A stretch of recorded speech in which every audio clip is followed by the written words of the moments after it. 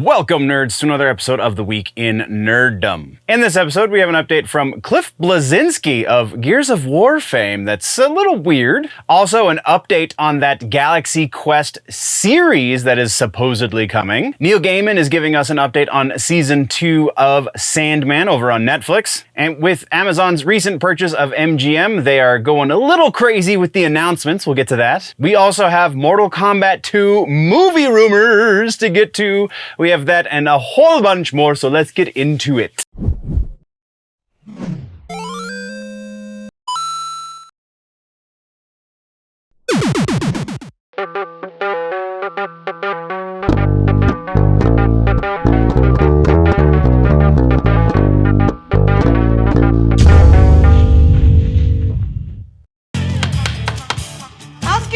So, starting things off in housekeeping, nothing all that new to report. Still working with a new day job work schedule, so that's kind of shifting things around as far as this episode and this week's episodes are going, as well as some personal time I'm taking at the end of the week, which is going to mean no live show this week. Though I do have plans to have something go up on Friday, even if it's not the live show. Either it'll be another reaction video, or maybe I'll get one of those interviews I've been sitting on completed with the editing. Something along those lines is going to happen though, so you will not be without content on Friday.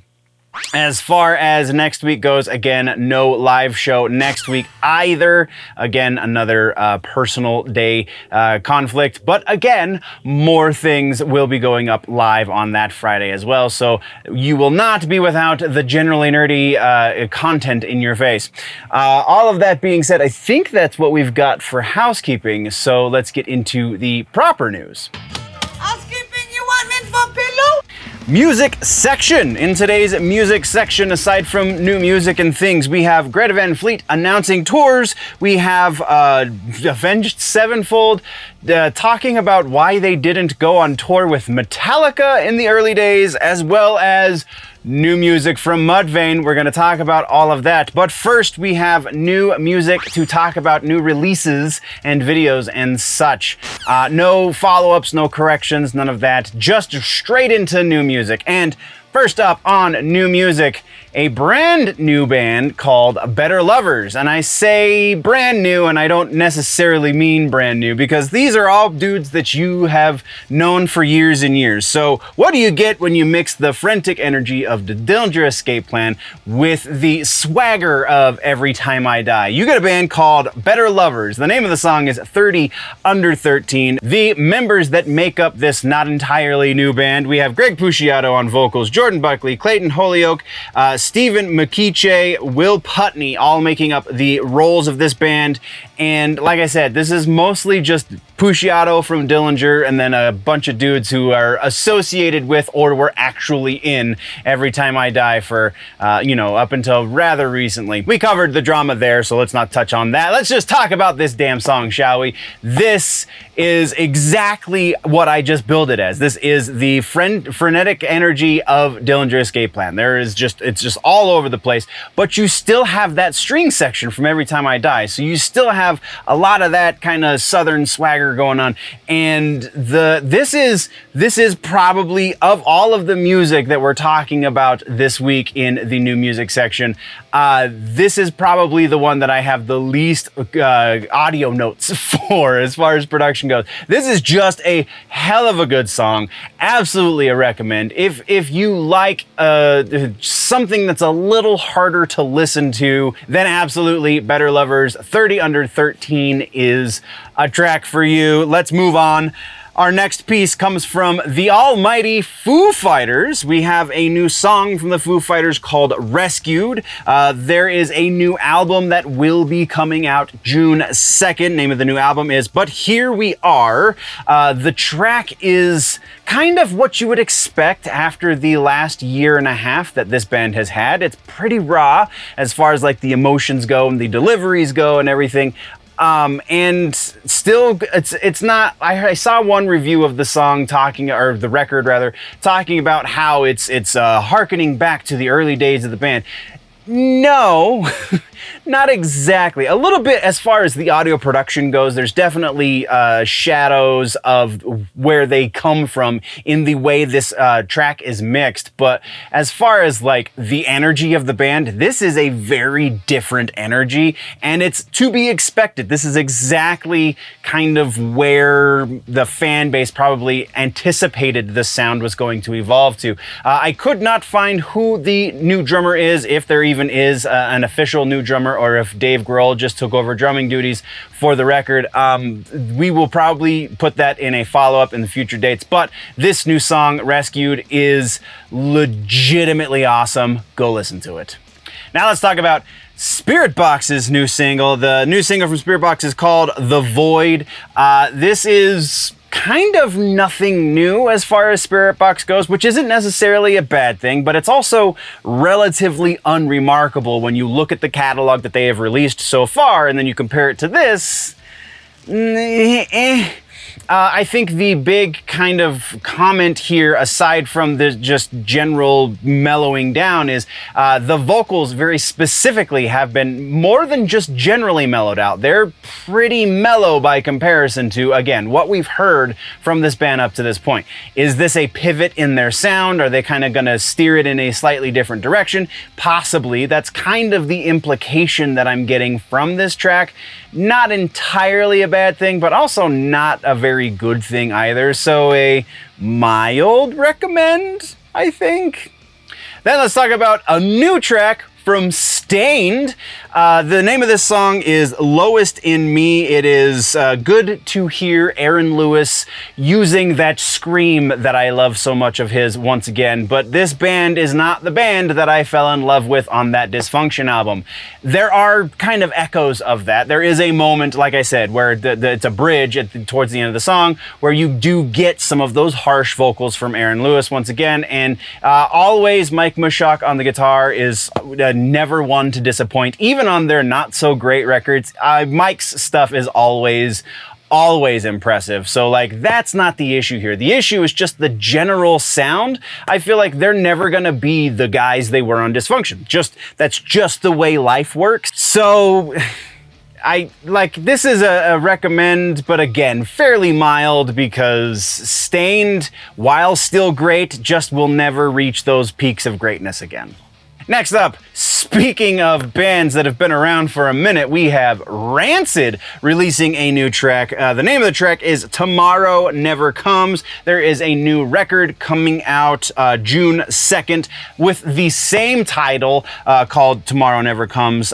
This is, I read it somewhere that somebody has made the statement, somebody noteworthy in the music community, though I don't remember who to attribute the quote to, so I do apologize for that. But I read somewhere that Rancid cannot make a bad album. And I think when your general sound is just so universally loved, I think that is a very, very true statement.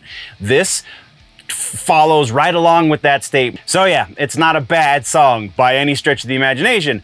It's also not exceptional by the standards that they've set for themselves. It's good. It's definitely one that you should be listening to. It's definitely one, when the record comes out, you're probably going to want to get this record. But like, this first single, kind of doesn't do a whole lot as far as moving their sound in any sort of direction necessarily. Just keeping it where it's going, which is fine. One kind of funny note, did Tim Armstrong stop trying to sing with a British accent? That's kind of been going for a couple records, I feel like, but now it's like, oh hey, that's what Tim Armstrong legitimately sounds like, and not that weird affectation that he was putting on before. And finally, in new music, we have Smashing Pumpkins with their new single, Empires. And okay, so I like the Smashing Pumpkins. I've honestly liked pretty much everything they put out pre whatever that record was after the Swans stuff that Corgan did. So everything up until Billy Corgan did the Swans project. And then everything since then has kind of been very much a mixed bag. This is almost where I want their new sound to be. This is almost what I was expecting Smashing Pumpkins to be like. All right, we are this band, we are this sound. The big issue here is the mix on Billy's vocals is just overwhelming. Like he's not exactly the vocalist he once was. He's still great. He's still really just not as great as he was. And the mix on this just really puts him up here, and then everybody else is just kind of hanging out back here. So I would have done something differently myself, but I'm not getting paid millions of dollars to do it, so it kind of is what it is. Worth a listen, though, if you are an alt-rock fan, if you are a fan of the grunge and stuff from the 90s, then it's really cool to see how those bands have evolved and such, and this is a prime example of that. So, all of that being said, now it's time to talk about tours and festivals. Kind of a little bit of both. First up, we're talking about Greta Van Fleet has just announced a world tour. The Starcatcher World Tour, to be specific, begins July 24th in Nashville. That is just a couple of days after they make two pretty big festival showings. The first festival is the Shaky Festival in Atlanta, Georgia. The second one is Beale Street Music Festival in Memphis. And then again, July 24th kicks off the official tour dates. That is Nashville, Tennessee is July 24th, and it runs through September 27th in Mexico City. And there is a whole lot of dates in between. Support from this is going to be kind of scattered. We have Kaleo, Surf Curse, Mount Joy, and Black Honey. And then on a couple of these dates as well, they're going to be playing with Metallica, which is pretty interesting. So yeah, Greta Van Fleet. Yeah, we've got a lot to talk about these guys over in the shout-outs video this week, so definitely stay tuned for that over on the Clips channel. That being said, our next piece of tour information comes from the band Volbeat. Volbeat has just announced they're going to be hitting the road with Halestorm. The name of the tour is Servant of the Road. Begins July 12th in Ontario, Toronto, Ontario, rather, and then through August 6th through Grantville, Pennsylvania. Not a whole lot of dates on here, but definitely a fair amount, so they're probably coming somewhere close to you. That is what we have for new tours announced this week. Let's talk about some regular-ass news. This week, we're going to kick this subsection off with a little bit of an aside as far as the news goes. We're going to interject some opinion here. So the piece that we're starting this off is Avenged Sevenfold. Very recently did an interview where M Shadows, Matt, if you will, was talking about touring, especially touring in the early days, and he talked in detail about how they turned down a tour to open for Metallica. His reasoning was, someone gave him advice early in his career that said, always try to be a headliner, because once you hit the status of headliner, then you will be seen in the eyes of marketing agents and people in the business, as well as in the fan base, that you are a headlining band. If you are always opening for other bands, then you will always be seen as an opener. To which I say that is fair advice to a degree. That degree would be Metallica. You're never going to headline a show that Metallica is also on. That's just not going to happen. They are legitimately the biggest heavy metal act in the world. Top selling, like in any considerable metric, in any way, shape, or form that you could say this band is the top in this area of music, Metallica is that band for the metal community. Like it or lump it, that is the way it is. So if you get an offer to open for this band, you should probably jump all over it. I don't care who you are. When I saw Metallica, they took with them the likes of Mudvayne, Deftones, Linkin Park, and Limp Bizkit. Yes, that is correct. I'm pretty sure that was all the same show. It might have been two different shows that I'm remembering. Either way, those four bands, very arguably throughout the course of their career, especially at the time that I saw them open for Metallica, they were bigger than Avenged Sevenfold. Avenged Sevenfold is a very large band. I'm not trying to make that comparison necessarily, but following that advice of never be an opener, always be the headliner is is good. I'm making Marvelous Miss Maisel comparisons in my head because that show is great, and she also had a mantra like that for a hot second in season 4, and it came around and bit her in the ass. I don't necessarily think this one bit Avenged Sevenfold in the ass exactly, but I think they could have gotten bigger faster had they taken this tour with Metallica. I think at this point, Shadows has come to the realization that his band can open for Metallica and it'll be all right. I actually seem to remember, and definitely correct me if I'm wrong, but I seem to remember them actually going on tour with Metallica at some point in their recent past, but not in their long past, back in the days of, the City of Evil time and such. So, yeah, just a weird, why would you listen to that advice in terms of Metallica? In terms of your general career, absolutely go for it, because that's sound advice for by and large, but just silly. Anyway, that's what we've got. That's all we got for Avenged Sevenfold. Let's move over. Next, we have the announcement from Rammstein that we have a 40th anniversary collection. It is the Sehnsucht anniversary. Ooh, 40? Did I write that down right? I must. I might have that wrong. I might have put it down in the notes wrong, and I apologize.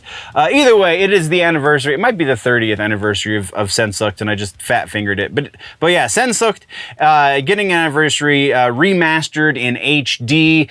No exceptional remixing done to this to any of the tracks on this record, save for Speil Mit Mir, which is. I mean, this whole album is a classic, so definitely that song is... Anyway, there is also included with this very elaborate packaging that they're going to be releasing for the physical version of the remastered anniversary edition of Sehnsucht. We have a 40-page booklet that is just going to be awesome. I couldn't find a pre-ordered link or anything as of doing notes or as of filming, so if I can find it before this goes live, then I will do that for you. But otherwise, keep your eyes peeled for the Rammstein anniversary edition of Sehnsucht coming out soon.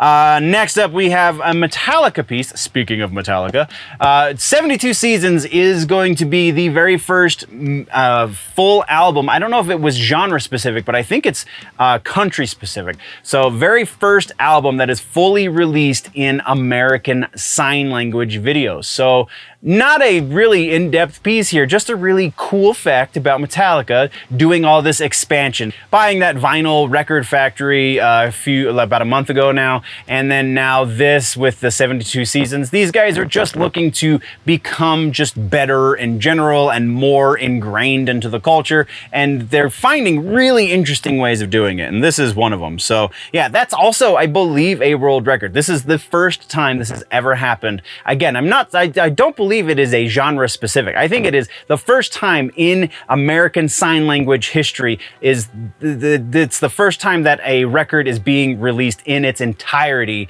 in American Sign Language. So the videos for each song. That's pretty damn cool.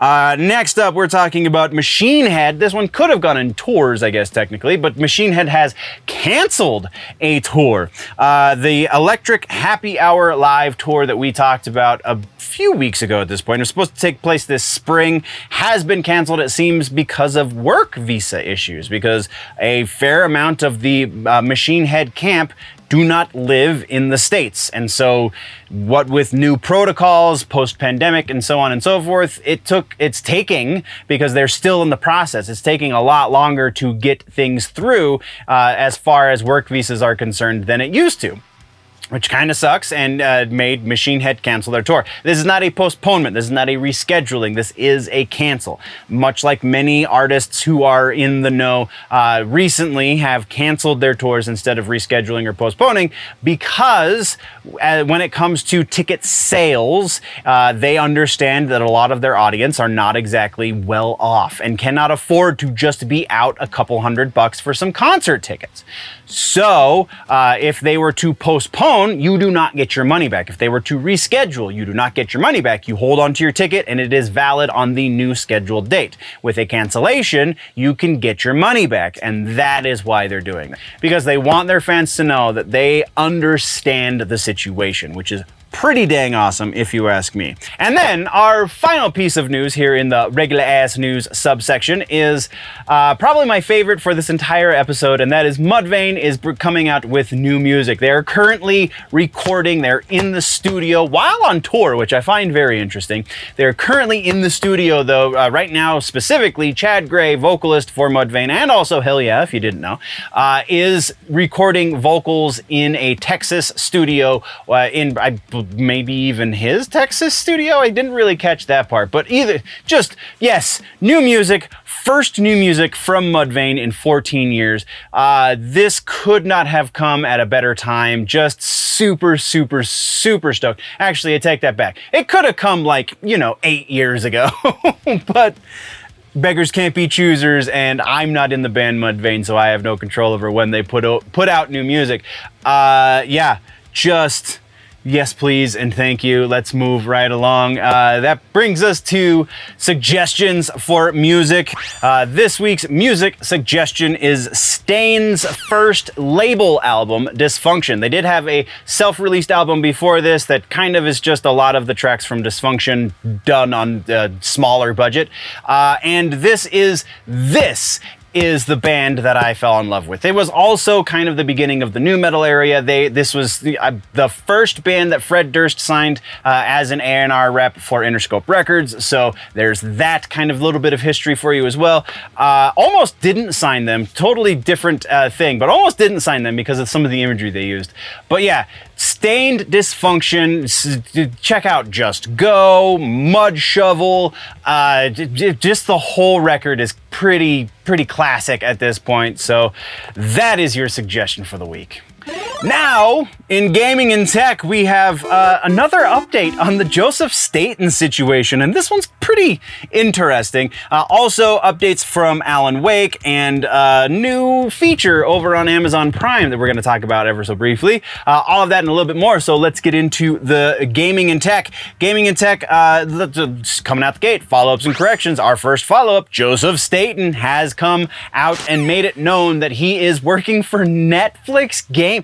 They are throwing a lot of money at this whole Netflix gaming thing because I'm sure Staten doesn't come cheap. But he has come out and said that he is working on a quote-unquote AAA title for the company. Did not say what the title was or what kind of game, X, Y, and Z. But is Joseph Staten working for Netflix? So this could be a pretty decent sign of things to come. So we'll keep tabs on this, crossing our fingers that it's a good thing. Our next follow-up has to do with Alan Wake 2. Remedy Entertainment has confirmed that they are legitimately on track for a release for the end of the year. That being said, still haven't given us an exact release date, still haven't given us any kind of visual cue that is a thing that is going to happen. We don't have a trailer, we don't have a teaser, we don't have anything but their word saying, yes, as a matter of fact, we are on track. And then we're going to work on Max Payne after that, continues the statement. I don't want to be the bearer of bad news, but when the company comes out and says, we've got the thing, but we're not going to show you, oftentimes that's just marketing going, we need to reassure the fans, and who cares what happens when the date comes. It is a bit of a good thing, I guess, that they haven't given a specific date just yet, but still not exactly the comforting statement I think that they wanted it to be. Keeping tabs, moving on. Next is Halo Infinite. We have continuing with the Halo saga. We have another lead in the company 343 gone. At least it would seem that way. Frank O'Connor, franchise director for Halo Infinite, who works at 343 and has worked for the Bungie project for the Halo project since the Bungie days. Wow, that was a tongue twister, apparently. Has apparently left, according to his LinkedIn profile. He has removed any reference to 343 from his LinkedIn profile. And also Microsoft, which I find very interesting. So, no actual confirmation as to why, or if this is legit, maybe it's just, the community overreacting to something that doesn't need a reaction at all. time will only tell, and we will keep tabs. So that is what we have for follow-ups. Let's talk about some regular ass news here in the gaming section. First up, we have a pretty quick piece about Sega.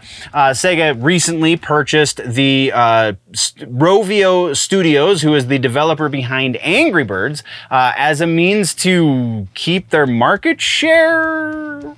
That seems a little weird. No, we're not talking about the Dreamcast, by the way, because that whole Dreamcast thing is all just a bunch of clickbait. They're getting a Hallmark Christmas tree ornament. Big whoop. Anyway. So yeah, Sega has purchased Rovio Studios, which is interesting because, like, this is their first foray into theoretically mobile gaming. So yeah, it's not, though it's not the Angry Birds, the first version of Angry Birds. It's the version of Angry Birds with all the microtransactions. So yeah, that's the one. That's what we got there. Let's move next over to Amazon. So it's been a bit of a thing recently where everybody's very confused as to, we're not that old, but for some reason we've had to turn on subtitles on all of our streaming platforms or on movies in general when you're watching them at home, because audio these days seems to be weird and off, and is so much so that you can't understand the words that are being said. There's a number of fantastic video essays on the topic. I can't remember the last one that I watched, but it was remarkable. I'll try and find a link and put it in the description. Either way, there is a legitimate reason for an almost legitimate reason for it. In my producer audio tech guy brain, this is kind of an excuse to be lazy, but the general excuse, the general reason that is being given for this phenomenon of recent is because when a movie is produced, when a movie is made, the audio mix is mixed for theaters initially. So that theater mix is mixed for 20 channels, mixed for 50 channels, however many channels they're going to put it in theaters that the theaters can handle. That's how the mix is mixed. So when you're mixing for a bunch of different audio channels, and then you try and compound that down to, say, the physical release, so Blu-ray, DVD, what have you, then that gets mixed, goes from 20 plus channels down to 5 to 7 channels. And from that 5 to 7 channel mix, you then have to mix down for streaming, most times, to a stereo. So 2 channels. I can understand the dauntingness of such a task, but these people do make a pretty handsome salary to do this job. So I feel like it shouldn't be as poorly done as it generally is. But that is kind of the state of the industry, in that you have to, turn your volume up super loud so that you're bugging the neighbors down the street, or you turn on your subtitles so you can hear what is being said with dialogue. That being said, Amazon has taken note to many fan complaints, and they're now introducing a new feature on Amazon Prime. If you are watching movie or show on Amazon Prime, right now it's very, very limited that they've rolled this out onto, but there are some shows and movies that mostly Prime originals that you can now turn on a dialogue enhancement option. The proper name for it is Dialogue Boost. It is an AI powered feature that will allow you to turn up the dialogue. AI powered means it's not going to be perfect, because they're not taking the original mix that just has the dialogue track with all of the other things around it and making the dialogue track louder, which would be the fix. That would be how, you should take it. You should take that 20 channel mix it down to your stereo or whatever, and then take the original audio dialogue track and put that on top of the mix, and then you've kind of fixed the problem. But again, that's just me being extra nerdy. So if I would imagine the feature gets used a lot, we'll say, then Amazon very likely will start rolling it out for other things. though I don't know how much this is going to get used. We will definitely just be keeping tabs on it and keeping you informed as I am informed. So that being said, that's what we got for regular ass news. Let's talk about some gaming and tech suggestions. This suggestion is simply because sometimes you need to take a break from something else. Splitgate is the suggestion this week. Splitgate is the arena shooter that is very much in the same vein as Halo, and when I'm taking a break from Halo, I play Splitgate, or sometimes Apex, but that's a whole different thing. Yeah, Splitgate, hell of a lot of fun. There aren't going to be any new updates for the game, so it is as it is. You can go play it. The servers are still active until the sequel comes out, but the servers are still active until the sequel comes out. So super stoked there. 1048, whatever the name of the production company, they really hit it out of the park with their first outing, and that's your suggestion this week. Now let's talk comic books and maybe some books. No, I don't think we got any books this week, but we do have Cliff Bleszinski is in the comic book news here. Cliff Bleszinski, famous for Gears of War. We also have Children of the Vault is a new Marvel comic book announced, and Free Comic Book Day is bringing up some news. So let's jump into all of the things. First up, we have a trailer for a new book. We have Avengers book number 1. May 17th is going to be the release of this. Writer is Jed MacKay, who wrote for Moon Knight, and Marvel's Stormbreakers artist C.F. Villa, who also did Black Cat, is going to be the artist on the project. Trailer... Comic book trailers kind of are either fantastic or not great, and I would say this one's more in the latter option. But go watch it and form your own opinion, I guess. That's what we got for trailers. Let's talk about some regular-ass news. Regular-ass news. First up, let's talk Cliff Bleszinski. So the name of this new comic, Cliff Bleszinski, again, very famous for bringing us the franchise of Gears of War over on the Xbox side of gaming. The name of his new comic book that he's writing is called Scrapper. It is a 6-issue science fiction series focused on a dog of the same name, Scrapper, who rebels against the controlling forces of a post-apocalyptic city. It is being co-written with Alex DeCampi, and the artist on the project is Sandy Jarrell. It is going to be creator-owned and published by Image Comics. So Cliff Bleszinski and Todd McFarlane are getting in bed together. That's an interesting combination, if I do say so myself. That's what we got there. Let's move next over to this new comic book announced by Marvel, Children of the Vault. We have Children of the Vault, the synopsis that Marvel gave us. Children of the Vault are back, and they are determined to be humanity's salvation, but not everything is as it seems, and every utopia has its costs. What is the motivation behind these highly evolved beings gifting the world with their advanced technology? And how do Bishop and a now Orcus-captured Cable figure into their plans? Again, the synopsis from Marvel. The artist, or the writer rather, on this is going to be Denise Camp, who did 20th Century Man. The artist is going to be Luca Maresca, who did Photon Monica Rambeau. The book will be on shelves August 9th, so you've got a few weeks, and that's what we've got on that one. Let's move over into continuing on the Marvel trip, but talking a little bit more about Free Comic Book Day. So, Marvel Zero is going to be the big thing that comes after Free Comic Book Day for Marvel. It's going to be set up by a number of the books that they are going to have on the tables for Free Comic Book Day. Marvel Zero number 1 is going to have, which is the Free Comic Book Day book, is going to have Spider-Man, Venom, Fall of X. We have Uncanny Avengers, Ultimate Invasion, and yeah, it's gonna be pretty huge. It sounds like it is going to be a big setup. Again, it's hard for me to get really excited for modern comic book stuff. Modern Marvel and DC specifically,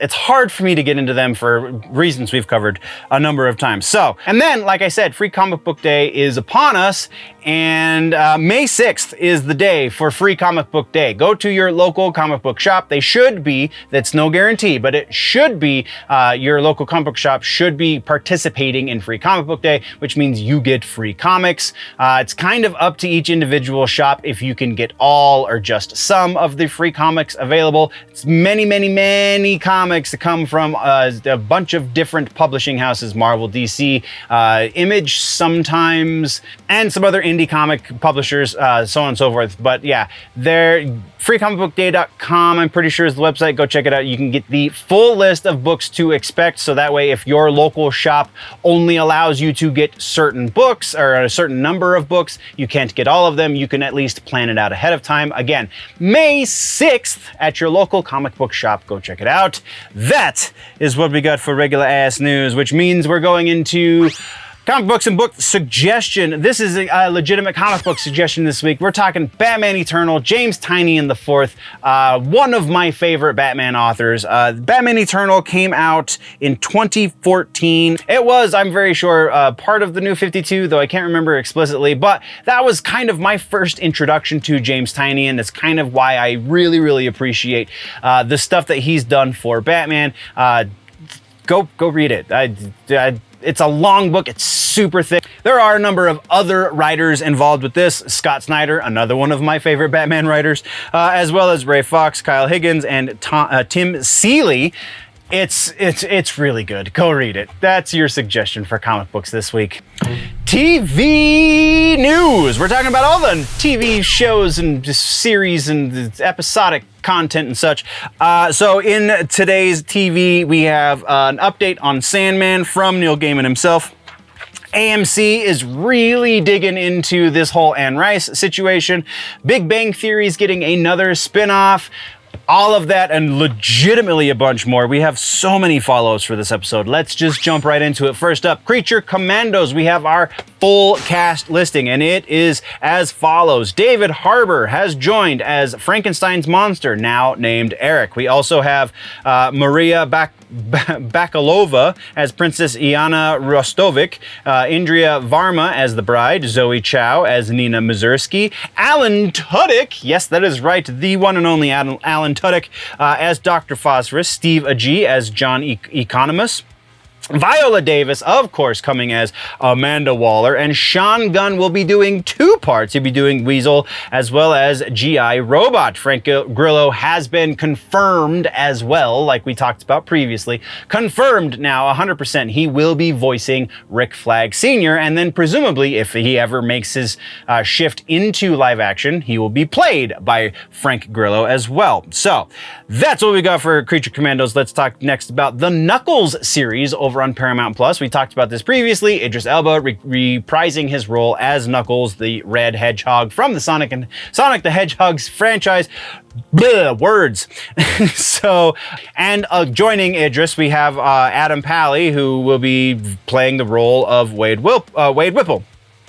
As far as other casting, we have Edie Patterson from The Righteous Gemstones, Julian Barrett from Midhorn, Scott Mescudi, Don't Look Up, Ellie Taylor from Ted Lasso, Rory McCann from Game of Thrones, Tika Sumpter will be reprising her role of Maddie from the films. So, yeah, lots of casting, lots and lots of casting. It is confirmed now also that the series is going to be taking place between the two Sonic the Hedgehog 2 and Sonic the Hedgehog 3 movies.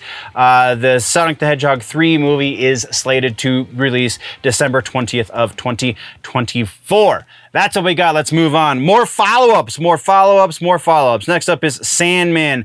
Season 2 is still in the works, but is not going to be called Season 2. And that's all we got. Neil Gaiman is very sparse with details when it comes to stuff like this. It's kind of to build the hype machine, and I think it works.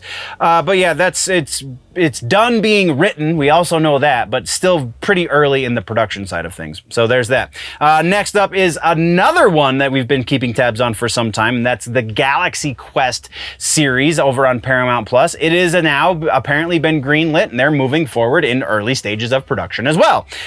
So we're finally moving forward. No official word on who is going to be returning casting for the cast, though I would imagine a fair amount of them, though sadly, no Alan Rickman. Oh, okay. Yeah, so no Alan Rickman, but Mark Johnson is going to be returning as executive producer for the series. He also executive produced the movie. And then our final piece of follow-up news has to do with the Ark over on Sci-Fi. Sci-Fi series now renewed for a second season. So there's that. Trailers. We got a trailer this week on the TV streaming side of things, and it's for Gremlins, Secrets of the Mogwai. The animated series is set to premiere. We also got the premiere date, May 23rd. So mark your calendars because this is probably going to be great. Hopefully. I need to stop assuming everything's going to be good these days because most things are not. Next, we're moving over to regular ass news. Starting things off, we're talking, like I said, AMC is really digging into the Anne Rice properties. They are starting a third series set in that universe, and this one is going to be entitled Talamasca, if you know from the books series that she writes. Or she wrote, rather. The Talamasca are the entity that studies vampires and supernatural things, and this is going to be a series that follows them around. So, sweet. That's, yeah. Again, no word on casting or anything, just the announcement that it's going to be a thing. Next up, we have, this is kind of a big one. MGM, after being purchased by Amazon, has now started going a little crazy with the reboots and the announcements and things. So we have a bit of a list. Most of them are movie properties, so we're touching on this again in the movie section. But as for TV series specifically, we have Fame, Barbershop, and The Magnificent Seven have all already been announced as getting TV series based on their IPs. But the rest of it has to do with movies, so we're going to talk about the movie section. Moving on next, Dungeons & Dragons is getting a TV series. Drew Crivello has been brought in to showrun the series. It's going to be 8 episodes on Paramount+. Rawson Marshall Thurber is going to be writing and directing the pilot episode. With the moderate success of the movie, this kind of makes sense. I really hope they find a way to get normies a little more excited about this, but it's a tough ask, I think. And then our final piece of regular ass news in the TV section is Big Bang Theory is getting a second spin-off series. Not much is known about this really at all. Chuck Lorre is playing this one pretty close to the chest, it would seem, though he did say previously that he was not going to be moving forward with anything concerning the original cast explicitly unless they were all on board. So another prequel series about somebody as a child, maybe? I don't know. This is up to you. Let me know, comments, social medias, whatever.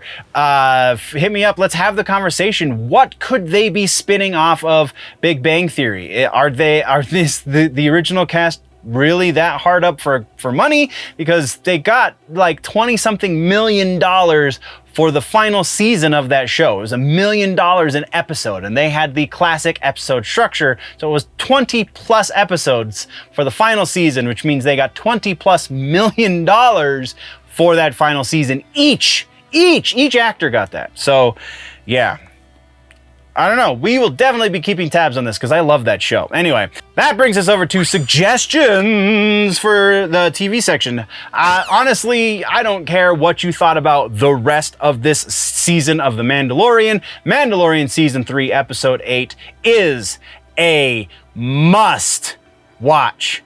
Oh my God, must watch Episode 8. There are a number of episodes throughout the rest of this season you could probably skip and still be totally, have all of the information you absolutely need. So that is your TV suggestion for the week.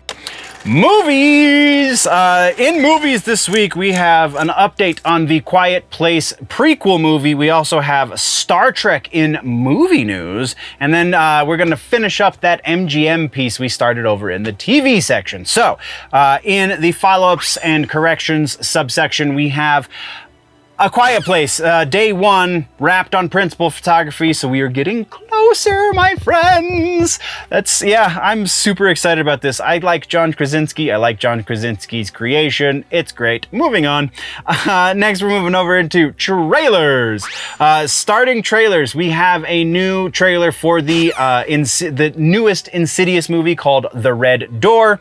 July 7th is when it will see its opening weekend, and I am not a fan of the Insidious franchise. James Wan just doesn't do a whole lot for me in modern horror. He's kind of embodies a lot of the things I really don't like about modern horror. But that being said, this trailer got me a little hype. Not gonna lie, a little hype for this movie. My girlfriend loves it, so we're probably gonna end up going to see it in theaters, but that's what we got. Our other trailer in trailers this week is The Last Voyage of the Demeter.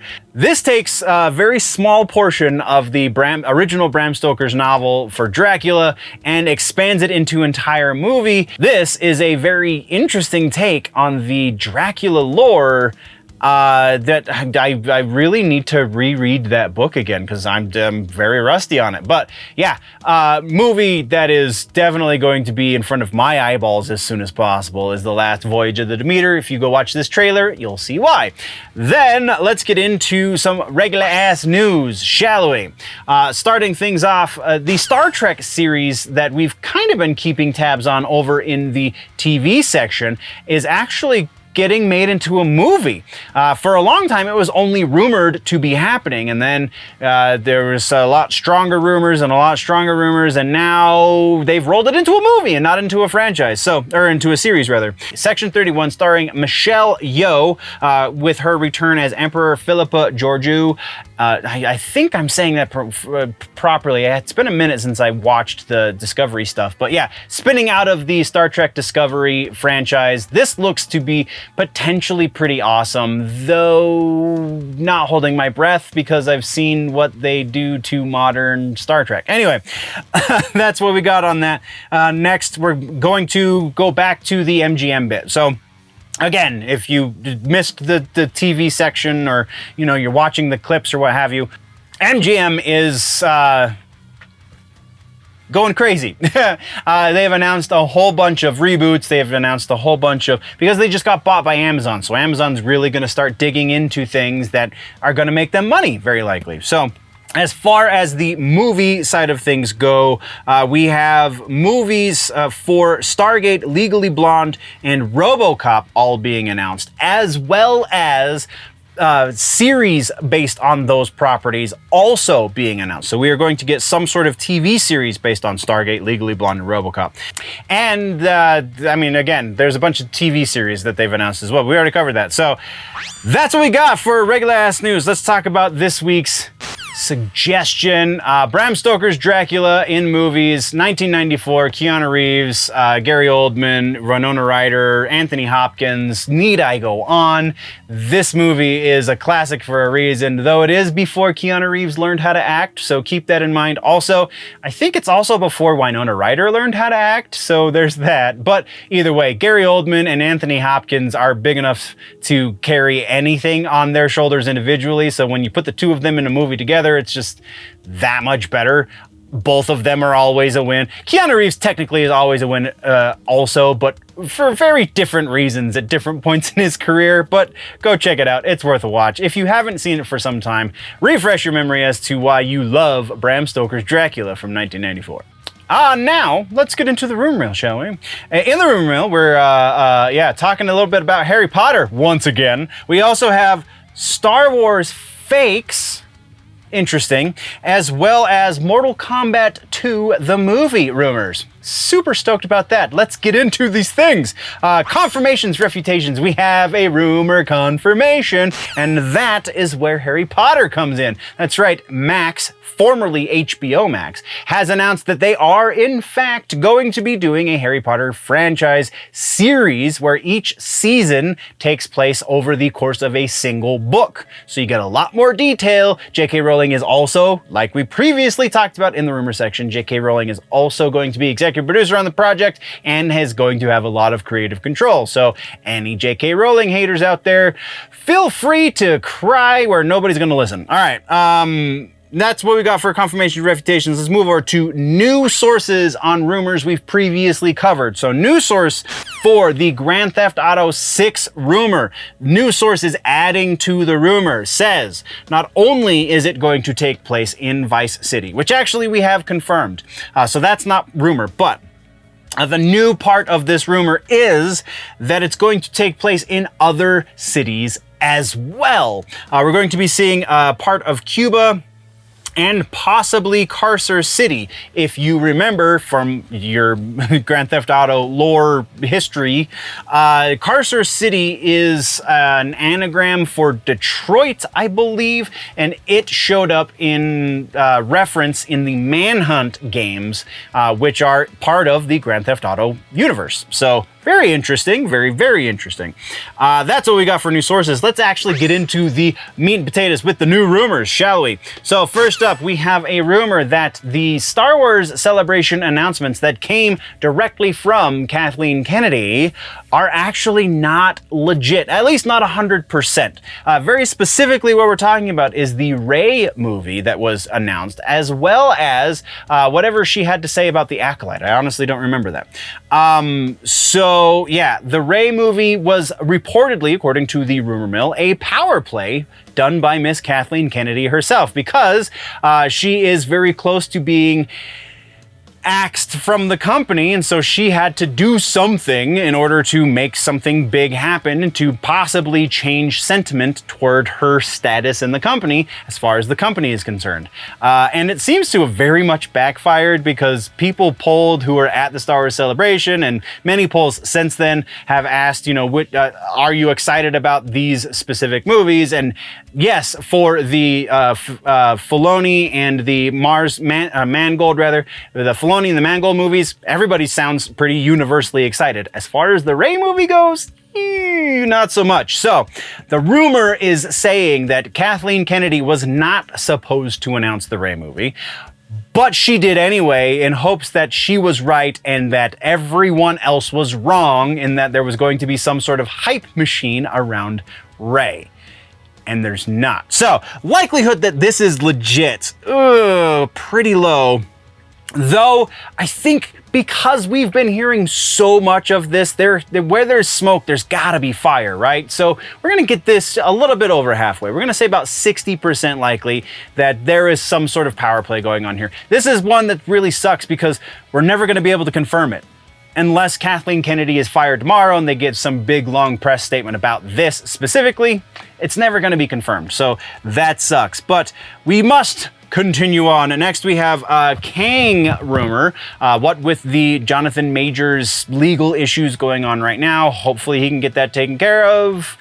Or hopefully it gets taken care of whichever way it has to go as far as the law is concerned, because that's the only thing I really give a crap about.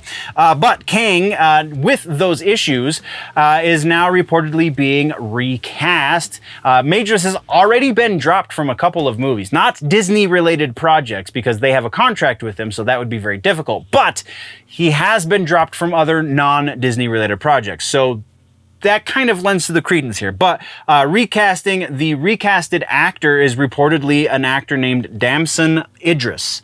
I'm unfamiliar with this actor, so I have no opinion one way or the other if he's going to be an adequate replacement for Jonathan Majors, though those are some really big shoes to fill. Jonathan Majors is a stellar actor. So yeah, likelihood for this, again, because we are in modern times, 70% likely that he is going to be recast, because Disney does what Disney does, and see James Gunn as a prime example of that. That's what we got there. Let's move next over to Halo Infinite. We got some rumors about Season 4. It comes from a very solid source, so very likely these are going to be legit, but we're going to touch on them anyway. So we have Fireflight PvE mode called Bastion. We have Infection game mode. We have Engine and Forest maps. Engine actually has been apparently renamed to Scar. We also have Forgeable AI, so you're going to be able to forge characters into your Forge maps. So you're going to be able to have like the jackals and grunts and things that you can fight against in your map. Plus water in Forge, a progression system in multiplayer, finally, and the 2 cores that they're going to be released, or the 2 cores they're going to be focusing on. Releasing is not an accurate statement here, according to the rumor anyway. The main core, the main story core is going to be the Hazmat core, and the Fracture event is going to be Tenrai 2.0. So we're going to be getting a lot more gear for the Yaorai armor core, according to this rumor. But no new Fracture armor core. So only 1 new core with Season 4. Like I said, this comes from very, very solid sources who I think honestly might be under the employ of 343, but this is not an official statement, so it can only go as rumor. But again, rumor from this source means very likely to happen. 90% that all of these things are going to come to fruition in Season 4. Some of them, the leaker was less certain of. Very specifically, was the progression system for multiplayer. It sounded like that possibly could be bumped back to Season 5, but it looks like it will be in Season 4. So also a little bit of uncertainty about the infection game mode as well too also. So yeah, 90% though. I'm just a blanket 90 for all of those things that this is going to be a thing. All right, so next up is another gaming rumor. We have Fortnite. Last of Us 2 is rumored to be the next crossover. Again, gaming rumors, honestly, by the time they hit the rumor mill, usually pretty likely. This one less likely than the Halo one, but still, we're going to go pretty high with it. 80% likely that we'll see a Last of Us crossover with Fortnite in the very near future. And then the big one that I'm super excited about, and that is Mortal Kombat 2. We have a big old rumor saying that we know who at least some, maybe the villains for the next movie have been worked out, and they are as follows. We have Baraka, Shao Kahn, Sindel, and Quan Chi. And as part of the Sindel part of the story, apparently they're also going to incorporate King Jared. There's also, the rumor goes on to say that Kitana is going to be in this movie, which if Sindel and King Jared and Shao Kahn are all there, only makes sense, right? And we also got Melina in the first movie, so how can you have Melina and no Kitana? And how are they going to do Kitana if that was Melina? A lot of weird questions associated here, right? So likelihood for this seems a little fan servicey and a little too fan servicey, if you ask me. So also made no specific mention of Johnny Cage because there was a list of characters, right? So no specific mention of Johnny Cage, which is a little suspect. But yeah, we're gonna go right about 70% likely that we will be seeing Baraka, Shao Kahn, Sindel, King Jared, Quan Chi, and Kitana in Mortal Kombat 2, the movie. Then let's talk about some Star Trek rumors, shall we? This is actually an interesting Star Trek rumor because the rumor is as follows, that they're planning on releasing a new Star Trek movie once every 2 years. Did we not learn from the competition that that's a bad idea? Especially when there's so much turmoil behind the scenes, if you want to listen to the rumors. So much turmoil behind the scenes and so much mixed reception of the recent properties that you've released. It's a very big gamble. And because of that, because of all of that information, we're putting this one smack dab in the middle. It really can go either way. Either they are going to do this and they're going to learn, just like Disney did with Star Wars, that this is not a great game plan, or they're not going to do this and this is just somebody's wishful thinking. So yeah, 50% likelihood there. And if you are lost, nerds, if you don't know, we've been doing a fair amount of follow-ups for this episode, then you haven't been keeping up on your week in Nerdom, and you can do that by clicking or tapping the image that comes to the side of my face right about now. If you're on the YouTube anyway. If you're on the Rumble, then go check out the channel. If you're on any of the other platforms, then go check out the YouTube or the Rumble. But either way, I appreciate you, nerds. We're going to head out now. Don't forget to like, subscribe, do all the things. Oh, we're gonna go, before we do, always remember that if it's generally nerdy, it's probably here.